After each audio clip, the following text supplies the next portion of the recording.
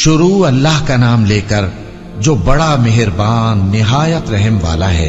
Of, Quran मजीद की कसम कि तुम पैगंबर हो। असल बात यह है कि इन लोगों ने ताज्जुब किया कि इन्हीं में से एक खबरदार करने वाला इनके पास आया तो काफिर कहने लगे कि यह बात तो बड़ी अजीब है, भला जब हम मर गए और मिट्टी हो गए तो फिर जिंदा होंगे? ये जिंदा होना अक्ल से बईद है। इनके जिस्मों को जमीन जितना खा खा कर कम करती जाती है हमको मालूम है, और हमारे पास तहरीरी याददाश्त भी है। बल्कि अजीब बात यह है कि जब इनके पास दीन हक आ पहुंचा तो इन्होंने उसको झूठ समझा। सो ये एक उलझी हुई बात में पड़े हैं। क्या इन्होंने अपने ऊपर आसमान की तरफ निगाह नहीं की कि हमने उसको कैसे बनाया और सजाया, और इसमें कोई शिगाफ तक नहीं? और जमीन को देखो, इसे हमने फैलाया और इसमें पहाड़ रख दिए और इसमें हर तरह की खुशनुमा चीजें उगाई ताकि रुजू लाने वाले बंदे हिदायत और नसीहत हासिल करें। और हमने आसमान से बरकत वाला पानी उतारा और उससे बाग उगाए और खेती का अनाज और लंबे लंबे खजूर के दरख्त जिनका गाभा तह बतह होता है। ये सब कुछ बंदों को रोजी देने के लिए किया है। और इस पानी से हमने मुर्दा जमीन को जिंदा किया। बस इसी तरह क़यामत के रोज निकल पड़ना है। इनसे पहले नूह की कौम और कुएं वाले और समूद वाले लोग झुटला चुके हैं, और आद और फिरौन और लूत के भाई और बन के रहने वाले और तुब्बा की कौम, गरज हर एक ने पैगंबरों को झुटलाया तो हमारी धमकी भी पूरी होकर रही। तो क्या हम पहली बार पैदा करके थक गए? नहीं, बल्कि ये अस्सर नौ पैदा करने के बारे में शक में पड़े हुए हैं। और हम ही ने इंसान को पैदा किया है, और जो ख्यालात उसके दिल में गुजरते हैं हम उनको जानते हैं, और हम तो रगे जान से भी ज्यादा उसके करीब हैं। जब वो कोई काम करता है तो दो लिखने वाले जो दाएं बाएं बैठे हैं लिख लेते हैं। कोई बात उसकी जबान पर नहीं आती मगर एक निगहबान उसके पास लिख लेने को तैयार रहता है। और मौत की बेहोशी हकीकत खोलने को तारी हो गई। ए इंसान, यही वो हालत है जिससे तू भागता था, और सूर फूंका जाएगा, यही अजाब की धमकी का दिन है।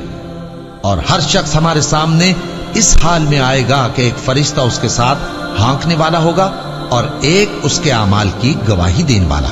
ये वो दिन है कि इससे तू गाफिल हो रहा था, अब हमने तुझ पर से पर्दा उठा दिया तो आज तेरी निगाह तेज है।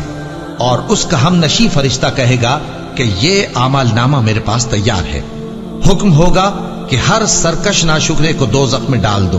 जो माल में बुख्ल करने वाला, हद से बढ़ने वाला, शुबे निकालने वाला था, जिसने अल्लाह के साथ और माबूद मुकर्रर कर रखे थे, तो उसको सख्त अजाब में डाल दो।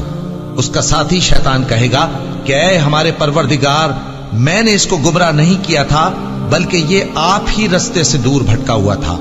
अल्लाह कहेगा कि मेरे हुजूर में रद्दो कद न करो, मैं तुम्हारे पास पहले ही अजाब की वईद भेज चुका था। मेरे यहां बात बदला नहीं करती, और मैं बंदों पर जुल्म करने वाला नहीं। उस दिन हम दोज़ख से पूछेंगे कि क्या तू भर गई? वो कहेगी कि कुछ और भी है। और बहिश्त परहेजगारों के करीब कर दी जाएगी कि उनसे मुतलक दूर न होगी। यही वो चीज है जिसका तुमसे वादा किया जाता था, यानी हर रुजू लाने वाले, हिफाजत करने वाले से, जो रहमान से बिन देखे डरता रहा और रुजू करने वाला दिल लेकर आया। उसमें सलामती के साथ दाखिल हो जाओ। ये हमेशा रहने का दिन है, वहां जो चाहेंगे उनके लिए हाजिर होगा।